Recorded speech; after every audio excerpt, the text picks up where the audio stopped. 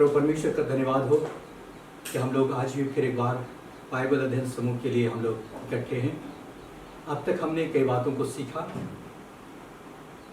Bible में से प्रेरितों के काम नामक पुस्तक पवित्र आत्मा के कामों का पुस्तक है। चेले के द्वारा पवित्र आत्मा के अद्भुत काम उन दिनों में प्रकट होते थे। यह अद्भुत काम लोगों में कौतूहल उत्पन्न करता था। कुछ लोग उनसे आनंदित होते थे और कुछ लोगों के सामने स्वाभिमान का सवाल खड़ा हो जाता था। यही कारण था कि उस समय के शास्त्री, फरीसी, सदूकी और धर्मगुरु उनके विरुद्ध में हो गए और उनके विरुद्ध षड्यंत्र करने लगे। ये वही बातें हैं जिनके बारे में यीशु ने पहले से कह दिया था कि वे मेरे नाम के कारण से तुमसे बैर रखेंगे और तुम्हें सताएंगे। लेकिन पवित्र आत्मा पाने के बाद चेलों में इतना हियाव आ गया कि हर बात का सामना करने के लिए वे लोग योग्य हो गए। उनके विरोध में पहला घटना प्रेरितों के काम 4 अध्याय में हम लोग पाते हैं, जहां एक जन्म के लंगड़े की चंगाई के बाद पतरस और यूहन्ना को रात भर कैद में रखा गया।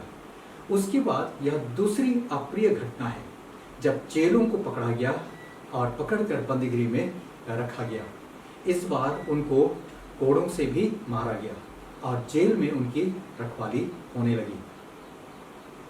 इसके बाद सताहट में निरंतर बढ़ोतरी होती गई।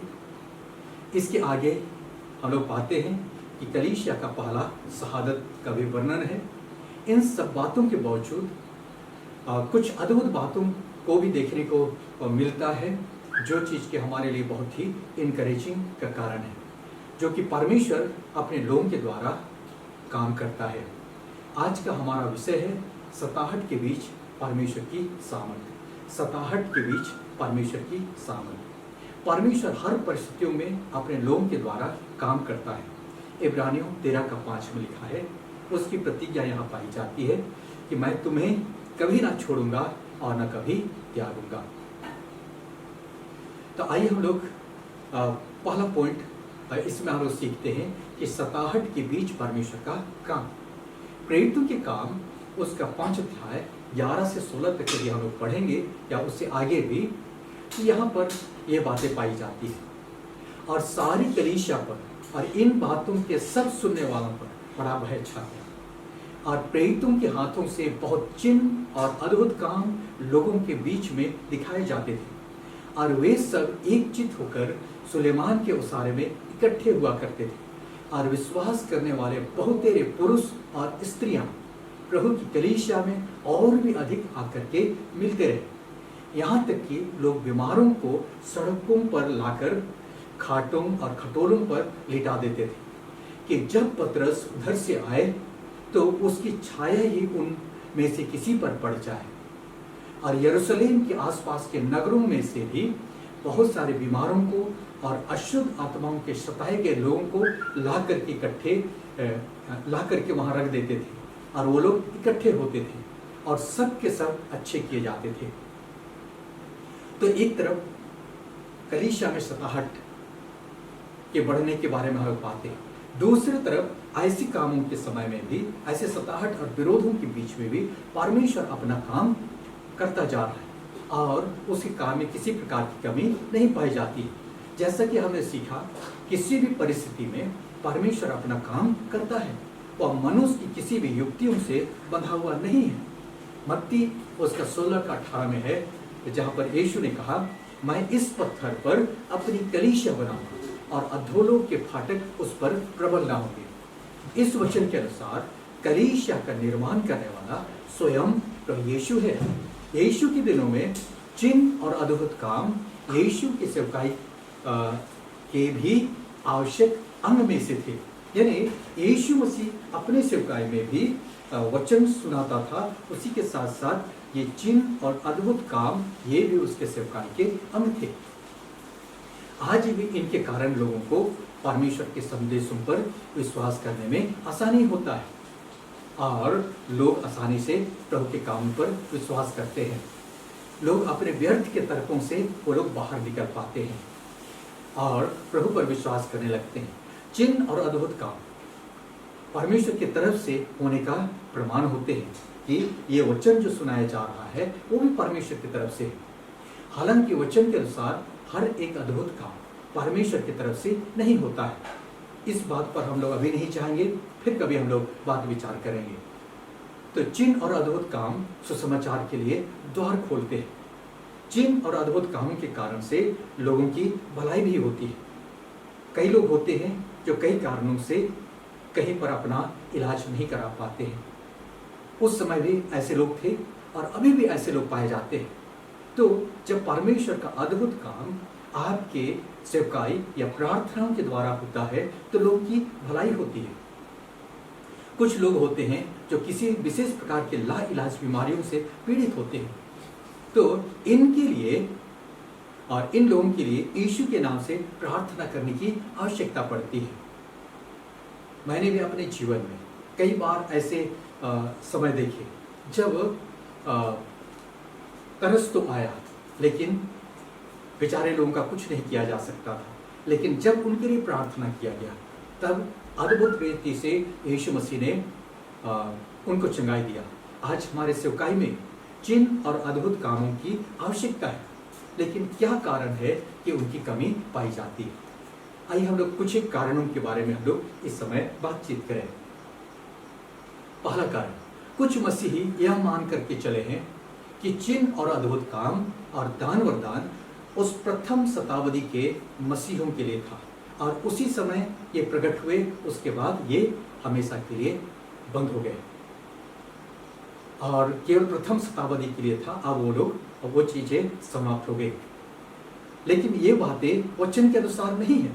यदि अच्छी तरह से आप वचनों का अध्ययन करें तो पहली बात तो वचन में इसकी समाप्ति के कहीं भी घोषणा नहीं पाया जाता है। दूसरी बात, परमेश्वर बदलता नहीं है, वो बदला नहीं है अभी तक। और लिखा हुआ है परमेश्वर के बड़ी से बड़ी वरदानों की धुन में रहो। यदि उस समय खत्म हो जाते, सीज हो जाते, तो परमेश्वर का वचन ऐसा नहीं कहता। आज भी बहुत लोग हैं जो उस समय के दिनों की सी परिस्थितियों में पाए जाते हैं, जिनको प्रभु यीशु मसीह के नाम से न केवल आत्मिक चंगाई लेकिन शारीरिक चंगाई की भी आवश्यकता पड़ती है। और बहुधा लोग शारीरिक चंगाई के बाद प्रभु के वचनों पर विश्वास करते हैं। कुछ लोग उस श्रेणी में आते हैं जिनके लिए यीशु ने कहा तुम्हारे अविश्वास के कारण। जैसे कुछ चेले थे, एक व्यक्ति ने अपने बेटे को वहां पर लाया, उसके अंदर में दुष्ट आत्मा थी, वो लोग निकाल नहीं सके। तब यीशु के पास आया और यीशु ने उसको निकाल दिया। बाद में चेले यीशु के पास आकर के कहने लगे, हे प्रभु, क्यों कर हम उसे नहीं निकाल सके? यीशु ने कहा तुम्हारे अविश्वास के कारण। यानी हम लोग भी, कई लोग अपने विश्वास को उस लेवल तक नहीं बढ़ा कर पाते हैं जिसके कारण से हमारी प्रार्थनाएं बस ऐसी ही रह जाती है, वहां पर परमेश्वर के काम नहीं प्रकट हो पाते हैं। और उसी के साथ साथ बहुधा हम लोग कुछ ही सेवकों को चमत्कारिक मान करके बैठते हैं, जिसके कारण से जब कहीं पर समस्याएं दिखाई देती है हम लोग सोचते हैं काश की वो प्रभु का दास यहाँ होता, काश की वो यहाँ प्रार्थना कर देता, या उसको फोन लगाया जाए, या उसको चिट्ठी लिखा जाए। लेकिन यहाँ पर प्रभु जैसा 5,000 लोगों को जब उसने खिलाया, उसने चेलों से क्या कहा, तुम ही इससे खिलाओ। आई इस समय के लिए भी प्रभु चाहता है कि आपके द्वारा भी ये सामर्थ्य काम वो करे। करने वाला प्रभु यीशु है, लेकिन आप उसके माध्यम हैं। मेरे अध्ययन के अनुसार यह सच है कि परमेश्वर का आत्मा कुछ विशेष लोगों को विशेष चिन्ह और अद्भुत कामों के साथ सेवा करने के लिए विशेष दान वरदान प्रदान करता है और उन्हें इस्तेमाल भी करता है। लेकिन इसके बावजूद भी हर एक उधार पाया हुआ विश्वासी कुछ हद तक आत्मा के हर एक दान वरदानों को काम में ला सकता है, पर यह अपनी इच्छा के अनुसार नहीं, अपने को प्रमोट करने के लिए नहीं, लेकिन परमेश्वर की महिमा के लिए और उसके उद्देश्य के अनुसार। क्योंकि परमेश्वर के वचन में लिखा हुआ है, और आत्मा जिसको चाहता है वह ऐसा बांट देता है। यानी परमेश्वर अपने उद्देश्य के अनुसार हमें बांटता है और सामर्थ्य के काम के लिए इस्तेमाल कर सकता है, बशर्ते कि हम लोग पवित्र आत्मा के चलाए चले और उसकी महिमा के लिए प्रार्थना करें। जैसे आमतौर पर सबों के पास शरीर के बराबर आते हैं, लेकिन कुछ लोग विशेष प्रकार का ताकतवर काम करने के लिए अपने अंगों को उपयुक्त बना लेते हैं, और हम लोग वैसा नहीं कर पाते।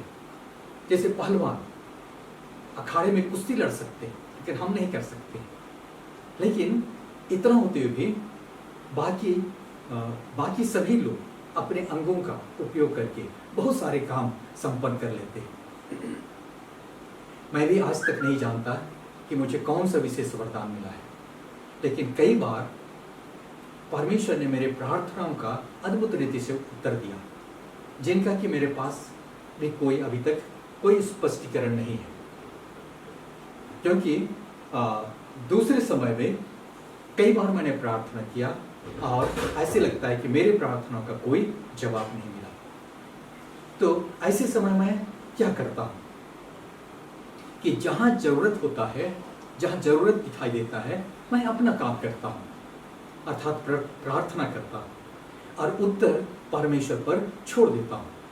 इसलिए क्यों नहीं आप भी अपना काम करें, ताकि प्रभु भी अपना काम कर सके। आप लोगों के लिए प्रार्थना करने का जितना अभ्यास करेंगे, उतना ही आपकी सेवकाई में अद्भुत कामों की संख्या भी बढ़ती जाएगी। इसके लिए ये जरूरी नहीं कि आप सारे काम धामों को छोड़ करके केवल प्रभु की सेवा करें, लेकिन आप जिस काम के लिए बुलाए गए हैं, आप जिस स्थान पर है, जिस भी प्रोफेशन में है, आप अवसर पा करके आप प्रभु के काम को भी प्राथमिकता देते हुए उसमें आप योगदान दे सकते हैं। यदि आपकी प्रार्थनाओं का उत्तर प्रभु कई प्रकार के चिन्ह और अद्भुत कामों के रूप में देता है, तो एक बात को समझ लीजिए कि ये गवाही देने के लिए परमेश्वर ने अवसर प्रदान किया। इसको यूं ही ना जाने दें, उस अवसर का सदुपयोग करें और वहां प्रभु की गवाही अवश्य प्रदान करें। आइए अपने अध्ययन को हम लोग जारी रखें। दूसरी बात इस अध्याय में जो हमें मिलता है वह सताहट के बीच परमेश्वर का छुटकारा। सताहट के बीच परमेश्वर का छुटकारा प्रेरितों के काम 5 अध्याय 17 से 23 में हम लोग पाते हैं। जब महायाजक और उसके सब साथी जो सदूकियों के पंथ के थे डाह से भर उठे और प्रेरितों को पकड़कर बंदीगृह में बंद कर दिया, परंतु रात को प्रभु के एक स्वर्गदूत ने बंदीगृह के द्वार खोलकर उन्हें बाहर लाकर कहा कि जाओ, मंदिर में खड़े होकर इस जीवन की सब बातें लोगों को सुनाओ। वे यह सुनकर भोर होते ही मंदिर में जाकर उपदेश देने लगे। परंतु महायाजक और उसके साथियों ने आकर महासभा को और इस्राएलियों के सब पुण्यों को इकट्ठा किया और बंदीगृह में कहला भेजा कि उन्हें लाएं। परंतु प्यादों ने वहां पहुंचकर उन्हें बंदीगृह में ना पाया और लौटकर संदेश दिया कि हमने बंदीगृह को बड़ी चौकसी से बंद किया हुआ और पहरेदारों को बाहर द्वारों पर खड़े हुए पाया, परंतु जब खोला तो भीतर कोई ना मिला। तो यह एक बड़ा अद्भुत काम है। एक तरफ प्रेरितों को और प्रभु के चेलों को उनके सुसमाचार प्रचार करने के एवज में लोगों ने डाह से, प्रभावशाली लोगों ने उनको जेल में बंद कर दिया। रात को परमेश्वर का एक स्वर्गदूत वहां उपस्थित हुआ और उनको वहां से बाहर निकाला। इस बात से एक बात तो स्पष्ट हो गया होगा कि हम एक आत्मिक संघर्ष में पाए जाते हैं। प्रभु यीशु मसीह पाप के द्वारा बिगड़े हुए इस संसार से लोगों को रिस्टोर करने में लगा हुआ है और दूसरी तरफ शैतानिक शक्तियां पूरी ताकत लगाकर उसका विरोध करती हैं। एक तरफ परमेश्वर का योजना लोगों को प्रभु के पास लाने का काम करता है, दूसरी तरफ अंधकार की शक्तियां लोगों को डिस्ट्रैक्ट करके उनको प्रभु के पास आने से रोकने का काम करती है। इसलिए इफिसियों 6 अध्याय 10 से 13 में लिखा है, निदान प्रभु में और उसकी शक्ति में बलवंत बनो और परमेश्वर के सारे हथियार बांध लो कि तुम शैतान की युक्तियों के सामने खड़े रह सको, क्योंकि हमारा यह मलयुद्ध लोहू और मांस से नहीं, परंतु प्रधानों से और अधिकारियों से और इस संसार के अंधकार के हाकिमों से और उस दुष्टता की आत्मिक सेनाओं से है जो आकाश में है। इसलिए परमेश्वर के सारे हथियार बांध लो कि तुम बुरे दिन में सामना कर सको और सब कुछ पूरा करके स्थिर रह सको। यहाँ प्रभु परमेश्वर का वचन कहता है कि इसलिए प्रभु में और उसकी शक्ति के प्रभाव में बलवंत हो बनो। परमेश्वर के सारे हथियार बांध लो ताकि शैतान की युक्तियों के सामने खड़े रह सको। यानी हर दिन हमारा एक आत्मिक संघर्ष है और हर दिन शैतान की युक्तियों का के साथ हमारा आमना सामना होता है और जो कि अदृश्य पाए जाते हैं और हम देख नहीं सकते, और ये एक मलयुद्ध के समान है। और इस मलयुद्ध में वे अधिकार की शक्तियों के प्रधान अधिकारी हाड़ मांस के नहीं, लेकिन वो शैतानिक शक्तियां और वो अधिकारी जो इस संसार पर राज करते हैं और अधिकार के हाकिम और दुष्टता की आत्मिक सेनाएं जिसके बारे में लिखा हुआ है कि वे आकाश में हैं, तो उनसे हमारा पाला पड़ता है। दानियल जब प्रार्थना कर रहा था, उसकी प्रार्थना को फारस देश का एक अधिकार की शक्ति वो 21 दिन तक रोके रखा। वैसे हमारी प्रार्थना को रोकने का काम करती, लोगों को प्रभु के पास आने का से रोकने का काम करते हैं। आइए हम उनके साथ हमारा ये मलयुद्ध है।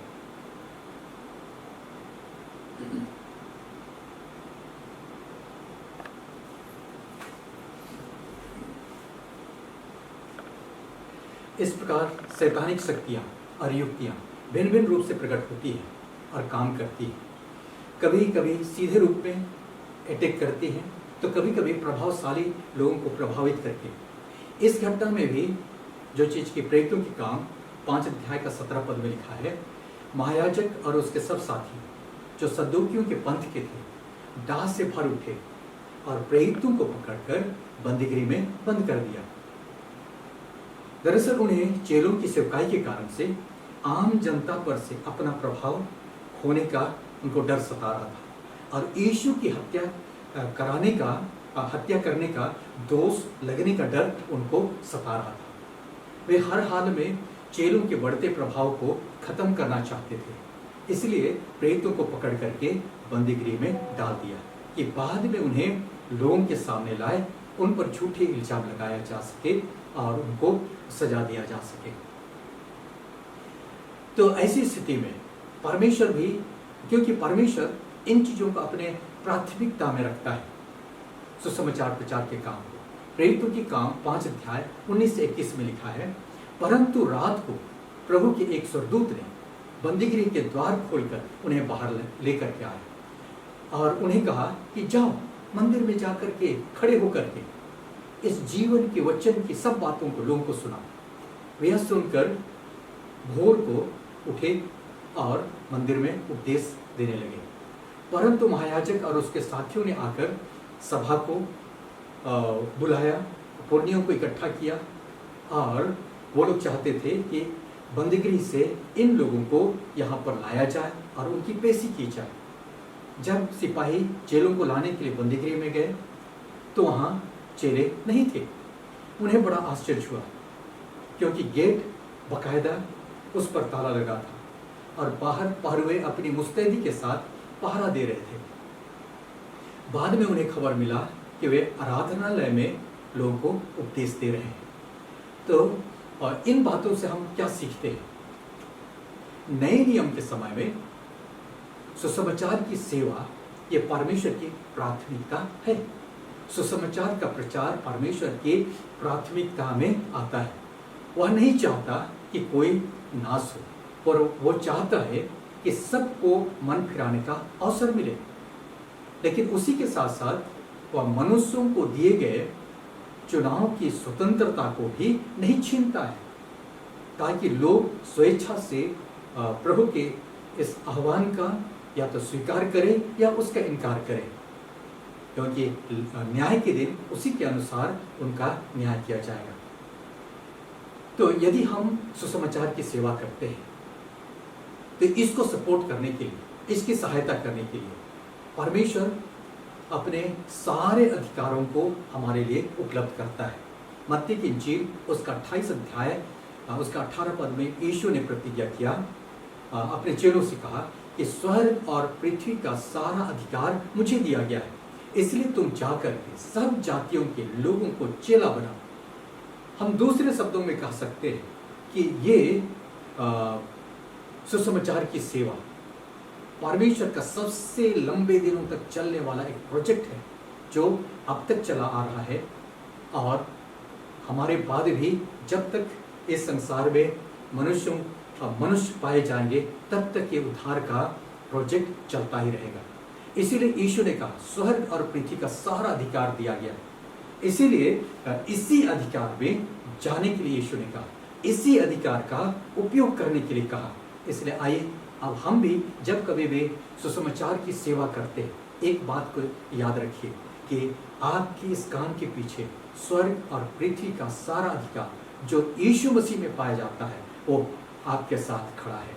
यही कारण था कि उस रात अपने स्वर्गदूत को परमेश्वर ने भेजा कि चेलों को उस जो कि जेल में बंद थे वहां से उनको निकाले और अपनी गवाही के लिए उनको इस्तेमाल करें। ये पहला और आखिरी अद्भुत काम नहीं था, इसके अलावे भी अनेक अद्भुत कामों का वर्णन है, और हर बार अद्भुत काम अलग रीति से हुआ, अपने ढंग का अनोखा था। जब पतरस को मार डालने के उद्देश्य से हेरोदेस ने उसको जेल में बंद कर दिया, उस रात को भी लिखा हुआ है कि कलीसिया लहू लगाकर उसके लिए प्रार्थना कर रही थी। परमेश्वर तक वो प्रार्थना पहुंचा, और उस प्रार्थना के उत्तर में उसने अपने स्वर्गदूत को भेजा। पतरस कई सिपाहियों के पहरे के बीच में सो रहा था, हाथ पैर बेड़ियों से बंधा हुआ था। रात को स्वर्गदूत ने उसके सीने पर हाथ मारकर उसको उठाया, बेड़ियां खुल गई, और पतरस को उसने कहा कि मेरे पीछे हो ले, और वो उसके पीछे पीछे चला गया। रास्ते पर जितने भी फाटक थे सब खुलते गए।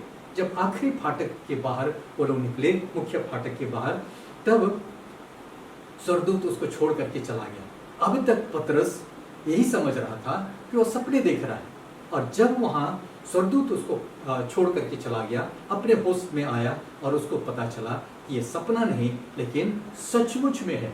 और जैसा परमेश्वर अपने प्रायोरिटी को महत्व देता है, प्राथमिकता को महत्व देता है, उस प्रायोरिटी के अंतर्गत पतरस को सुसमाचार सुनाने के लिए उसने आजाद कर दिया। दूसरी घटना, जब पौलुस और सिलास जेल में बंद थे, उनको भी कोड़े लगाया गया था, उनके पैरों को लकड़ी में ठोक दिए गए थे, लेकिन आधी रात के वक्त ये लोग प्रार्थना करते हुए भजन गा रहे थे। लिखा हुआ है कि अचानक भूकंप आया, उनकी बेड़ियां खुल गई, फाटक खुल गए, और यानी सभी कैदी वहां स्वतंत्र हो गए। तो इसके बाद और भी बहुत सारी घटनाएं हैं, लेकिन यह सही बात है कि वचन के अनुसार कई बार सुसमाचार के लिए प्रभु कई बार सुसमाचार के लिए अपना प्राण भी देना पड़ सकता है। लेकिन एक चीज है कि जब तक परमेश्वर का काम पूरा नहीं होता है, कोई आपका कुछ नहीं बिगाड़ सकता है। परमेश्वर आपके साथ है, स्वर्ग और पृथ्वी का सारा अधिकार आपके साथ खड़ा है। आइए आपके द्वारा अपने प्राथमिकता को पूरा करने के लिए प्रभु स्वर्ग और पृथ्वी का सारा अधिकार को उपलब्ध करने के लिए तैयार है। वह किसी भी हद तक अपने अद्भुत कामों को कर सकता है, आपको छुड़ाने की सामर्थ्य रखता है। आइए आप भी प्रभु की योजनाओं में शामिल हो जाए। प्रभु ने कहा तुम्हारा मन न घबराए, देखो जगत के अंत तक सदैव तुम्हारे साथ हूं। आइए इस संबंध में तीसरी बात को हम लोग सीख लेते हैं। सताहट के बीच में कलीसिया की बढ़ती, सताहट के बीच में कलीसिया की बढ़ती। एक तरफ लोगों का विरोध बढ़ता जा रहा था, प्रभावशाली लोग विरोध में एक हो रहे थे, और दूसरी तरफ विश्वास करने वालों का झुंड भी बढ़ता जा रहा था, और लोग चकित होते थे और परमेश्वर को ढूंढते थे। जैसा लिखा है, और प्रेरितों के हाथों से बहुत चिन्ह और अद्भुत काम लोगों के बीच में दिखाए जाते थे, और वे सब एकचित होकर सुलेमान के ओसारे में इकट्ठे हुआ करते थे। और विश्वास करने वाले बहुत तेरे पुरुष और स्त्रियां प्रभु की कलीसिया में और भी अधिक आकर के मिलते रहे। एक तरफ नेगेटिव चीजें यहाँ दिखाई देती, दूसरी तरफ परमेश्वर का काम जो लोगों के जीवन में और उनके जीवन को बदलने में लगा हुआ है, ये भी दिखाई देता है, और जिनको ये लोग रोक नहीं पाते हैं। इतिहास गवाह है कि जब जब मसीहियों के जीवन में आराम का जीवन आया, आराम का समय रहा, तब तब लोगों का प्रार्थना का जीवन कम हुआ, कलीसिया का ह्रास हुआ, विश्वासी जन प्रभु से दूर हुए, प्रार्थना का जीवन ठंडा पड़ गया, वचनों के प्रति लगाव कम हुआ, कलीसिया में सांसारिकता घुसती चली आई। ठीक उसी के विपरीत जब संकट का समय आया, तब कलीसिया जागृत हुई, लोग आत्मा में एक हो गए, एक साथ आए, प्रार्थना करने लगे, उपवास करने लगे, सुसमाचार में वृद्धि हुई और बड़ी जागृति आई। और कई बार तो ऐसा भी हम लोग इतिहास में पाते हैं कि देश के देश बदल गए। तो आइए, यहाँ पर भी प्रभावशाली लोगों का के द्वारा विरोध में बढ़ती होने लगी। दूसरी तरफ कलीसिया में शामिल होने वालों की भी भीड़ बढ़ती गई और प्रभु पर विश्वास करने वालों की भीड़ बढ़ती गई। जबकि हम इन बातों का अध्ययन कर रहे हैं, क्यों ना हम भी प्रभु की प्राथमिकता को अपना प्राथमिकता बनाएं, किसी सताहट या संकट के आने का इंतजार ना करें। सेवकाई हमारे दिनचर्या का अंग बन जाए, ताकि हमारे आत्मिक ठंडेपन के कारण से प्रभु को बरबस संकट लाने की आवश्यकता न पड़े। दूसरा तीमुथियुस 4:2 में लिखा है, तो वचन को प्रचार कर समय और असमय तैयार रह, सब प्रकार की सहनशीलता और शिक्षा के साथ उल्हाना दे और डांट और समझा। आइए इसमें हम भी शामिल हो जाएं। इसके साथ ही साथ हमारी आत्मिक जवाबदेही भी बनती है, जैसा प्रभु का वचन कहता है, यह हिजकील 3:18 में लिखा है, जब मैं दुष्ट से कहूँ कि तू निश्चय मरेगा, और यदि तू उसको न चिताए और न दुष्ट से ऐसी बात कहे जिससे कि वह सचेत हो और अपना दुष्ट मार्ग छोड़ करके जीवित रहे, तो वह दुष्ट अपने अधर्म में फंसा हुआ मरेगा, परंतु उसके लहू का लेखा मैं तुझसे लूंगा। तो प्रियो, जितने आप लोग यहाँ पर शामिल हैं, आइए इस प्रेरितों के काम 5 अध्याय से इस बात को शिक्षा लें कि परमेश्वर ने सुसमाचार प्रचार करने का काम स्वर्गदूतों को या संतों को या कुछ औरों को नहीं दिया, लेकिन हर एक व्यक्ति जो प्रभु यीशु के लहू से खरीदे गए हैं, जो उसके कहलाते हैं, जिन्होंने उस पर विश्वास किया, हर एक को ये काम सौंपा गया है कि हम सुसमाचार की गवाही दें। और यदि हमको अवसर मिलता है और हम गवाही नहीं देते हैं, लिखा हुआ है कि दुष्ट तो अपने काम में मरेगा, अपने दुष्टता के काम में फंसा हुआ मरेगा, लेकिन उसके अधर्म का लेखा तुझसे लूंगा, यानी हम जवाबदेह ठहराए जाएंगे। और चौथी बात, आखिरी बात, सताहट के बीच किया, सताहट के बीच किया। जब पता चला कि प्रेरित मंदिर में लोगों को उपदेश दे रहे थे, तो उन लोगों को जिन्होंने उनको पकड़ा था, उन्हें बड़ा अचंभा हुआ। आपस में कहने लगे कि ये क्या हुआ चाहता है। वे उनका कुछ भी नहीं बिगाड़ पा रहे थे, क्योंकि उनको डर लग रहा था कि कहीं लोग उन्हें पत्रवाह करने न लग जाए। दूसरी तरफ एक प्रतिष्ठित रवि गमलीएल, जिसको जो लोगों के बीच में बहुत प्रतिष्ठित था, उनको उसने सलाह दिया कि यदि ये काम जो ये लोग करते हैं मनुष्यों की ओर से है, तो तुम्हें उसके लिए कुछ करने की आवश्यकता नहीं। उसने कई उदाहरण देकर के समझाया कि ये तो अपने आप से मिट जाएगा, और यदि परमेश्वर की ओर से है तो तुम इसे कभी भी मिटा ना सकोगे। कहीं ऐसा ना हो कि तुम परमेश्वर से लड़ने वाले ठहरो, इसलिए अच्छा होगा कि तुम इनसे दूर रहो। तो इस प्रकार तब उन्होंने प्रेरितों की काम 5:40 से 42 में लिखा है, और प्रेरितों को बुलाकर उनको पिटवाया और यह आज्ञा देकर उन्हें छोड़ दिया कि यीशु के नाम से फिर बातें न करना। वे इस बात से आनंदित होकर महासभा के सामने से चले गए कि हम उसके नाम के लिए निरादर होने के योग्य ठहरे। और प्रतिदिन वे लोग मंदिर में और घरों में घर घर जा करके उपदेश करने लगे और इस बात का सुसमाचार सुनाने लगे कि यीशु ही मसीह है, वो लोग ना रुके। तो और वैसे ये पहला अवसर था जब प्रेरितों को पीटा गया, लेकिन इससे उनका हौसला कम नहीं हुआ, लेकिन और भी अधिक बुलंद हुआ। उन्हें खुशी हुई कि यीशु के नाम से हम लोग निरादर करने के योग्य हम लोग ठहराए गए। वरन अपने साथियों के पास गया और उन्हें बताया। वे लोग और भी आनंदित हुए कि हम उसके नाम के लिए निरादर होने के योग्य ठहरे। प्रिय मित्र, संकट काल के समय आपके अंदर कैसी प्रतिक्रिया आती है? क्या आपको भय लगता है, या आप डरते हैं, या डिमोरलाइज हो जाते हैं? यदि आपकी प्राथमिकता केवल अपने व्यक्तिगत जीवन की बातों से संबंध रखता है तो भयभीत होना स्वाभाविक है। यदि आपने प्रभु की प्राथमिकता को अपना प्राथमिकता बना लिया है तो निश्चय ही परमेश्वर का आत्मा आपके अंदर सामर्थ के साथ काम करेगा।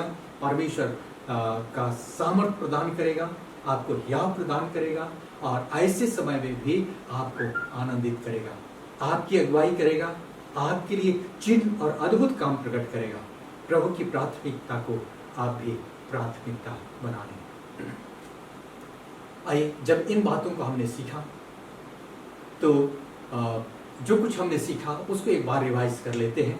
प्रेरितों के काम 5वें अध्याय में कुछ बातें जो स्पष्ट दिखाई देती है कि संकट के बीच भी परमेश्वर का काम नहीं रुकता है, वो अपना काम करता है।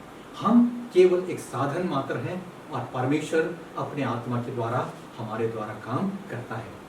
दूसरी बात, संकट के समय भी परमेश्वर छुटकारे का काम करता है, अपने लोगों को छुटकारा देता है और जो पाप में बंधे हुए लोगों को छुटकारा प्रदान करता है। तीसरी बात, संकट के समय भी कलीसिया की बढ़ोतरी होती है। आराम की जिंदगी मसीहियों के जीवन में घूम के समान है, लेकिन जब संकट आता है लोग प्रार्थना करने लगते हैं और परमेश्वर प्रार्थना का जवाब देने लगता है। चौथी बात, संकट के समय परमेश्वर याद प्रदान करता है। यदि आप परमेश्वर की योजना के अनुसार चलते हैं और परमेश्वर के काम में लगे हैं तो कोई भी चीज आपको डिस्करेज नहीं कर सकता है। आइए हम प्रार्थना करें। सर्वशक्तिमान प्रभु परमेश्वर, हम तेरा धन्यवाद करते हैं इस अवसर के लिए। प्रभु परमेश्वर, हमने कई बातों को सीखा। यदि हम अपनी प्राथमिकता को तेरी प्राथमिकता के साथ जोड़ लें और तेरी प्राथमिकता को अपनाएं तो स्वर्ग और पृथ्वी का सारा अधिकार हमारे साथ खड़ा पाया जाता है और तेरी प्रतिज्ञा के अनुसार तेरे चिन्ह और अद्भुत काम वहाँ प्रकट होते हैं। लोग बचाए जाते हैं, उनका जीवन बदलता है और विरोधी लोगों के चंगुल से भी तो अपने लोगों को निकाल बाहर करता है और उनको छुटकारा प्रदान करता है। प्रभु परमेश्वर, और ये सब कुछ इसलिए होता है ताकि तेरा राज बढ़े, तेरा राज आए, तेरा राज बढ़े, तेरा राज फैले और तेरी महिमा इस धरती पर प्रकट होने पाए। प्रभु परमेश्वर, हम लोग दुआ करते हैं और अपने लोगों को संकट की घड़ी में भी तो आनंदित करता है, उनको हिम्मत प्रदान करता है और उनके हौसले को तो बुलंद रखता है। धन्यवाद प्रभु परमेश्वर, आज जितने हम लोग यहाँ इस अध्ययन से जुड़े हुए हैं प्रभु जी, हर एक को तो ही आप प्रदान कर, हर एक को बहुतायत के साथ आशीष दे, तुझ में हम लोग बढ़ने पाए, तेरे कामों को दिन ही दिन में पूरा करने वाले बनने पाए। एक एक की आवश्यकताओं को पूरा कर, एक एक को ये इंसाइट प्रदान कर और प्रभु जी तेरी महिमा हम लोग कर सके। ये दुआ मांगते उद्धारकर्ता यीशु के नाम से, आमीन। प्रभु बहुतायत के साथ आशीष दे। धन्यवाद।